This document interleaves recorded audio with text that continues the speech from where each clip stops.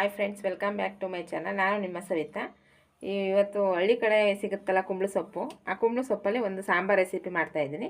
ಅದಕ್ಕೆ ಬೇಕಾಗಿರೋ ಸಾಮಾನುಗಳು: ಈರುಳ್ಳಿ ತೊಗೊಂಡಿದ್ದೀನಿ, ಒಂದು 3 ಹೆಚ್ಕೊಂಡಿದ್ದೀನಿ, ಒಂದೇ ಒಂದು ಟೊಮಟೊ ತೊಗೊಂಡಿದ್ದೀನಿ. ಇದು ಖಾರಕ್ಕೆ ಹಸಿಮೆಣ್ಸಿನ್ಕಾಯಿ ತೊಗೊಂಡಿದ್ದೀನಿ. ಒಂದು 4 ಟೇಬಲ್ ಸ್ಪೂನ್ ಎಣ್ಣೆ ಹಾಕೊಂಡಿದ್ದೀನಿ.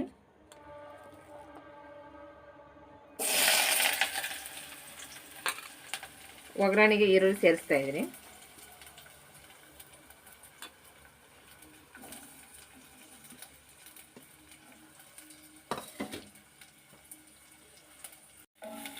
ಒಗ್ಗರಣೆ ಈರುಳ್ಳಿ ಫ್ರೈ ಮಾಡ್ಕೊಳ್ಳೋಣ.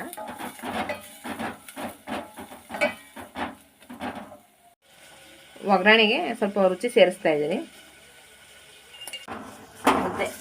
ಮುದ್ದೆ ಮಾಡ್ತೀನಿ. ಆಮೇಲೆ ನೋಡಿ, ಒಗ್ಗರಣೆಯಲ್ಲಿ ಇಷ್ಟು ಫ್ರೈ ಆದಮೇಲೆ ಇದಕ್ಕೆ ಒಂದೇ ಒಂದು ಟೊಮೆಟೊ ಸೇರಿಸೋಣ.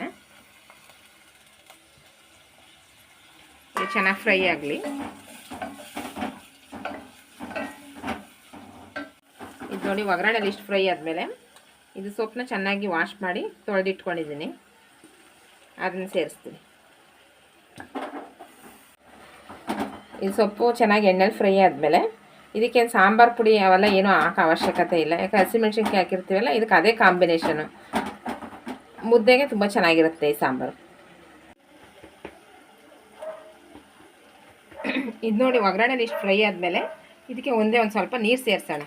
ಇದಕ್ಕೇನು ಜಾಸ್ತಿ ನೀರು ಹಾಕೋದು ಬೇಡ. ಇದು ಕುಂಬಳ ಸೊಪ್ಪು ಆಗಿದ್ರಿಂದ ಅದೇ ಸ್ವಲ್ಪ ನೀರು ಬಿಡುತ್ತೆ. ಅದ್ರ ಮುದ್ದೆಗೆ ಮಾಡ್ತಾ ಇರೋದ್ರಿಂದ ಜಾಸ್ತಿ ಏನು ನೀರೇನು ಬೇಡ.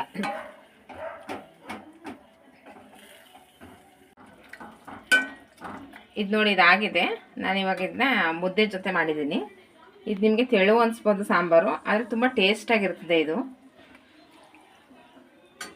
ಈ ವಿಡಿಯೋ ನಿಮಗೆ ಇಷ್ಟವಾದಲ್ಲಿ ನನ್ನ ಚಾನಲ್ನ ಲೈಕ್ ಮಾಡಿ, ಶೇರ್ ಮಾಡಿ, ಕಮೆಂಟ್ ಮಾಡಿ. ಸಬ್ಸ್ಕ್ರೈಬ್ ಮಾಡದೆ ಏನಾದ್ರು ನೋಡ್ತಿದ್ರೆ ಪ್ಲೀಸ್ ಸಬ್ಸ್ಕ್ರೈಬ್ ಮಾಡಿ. Thank you.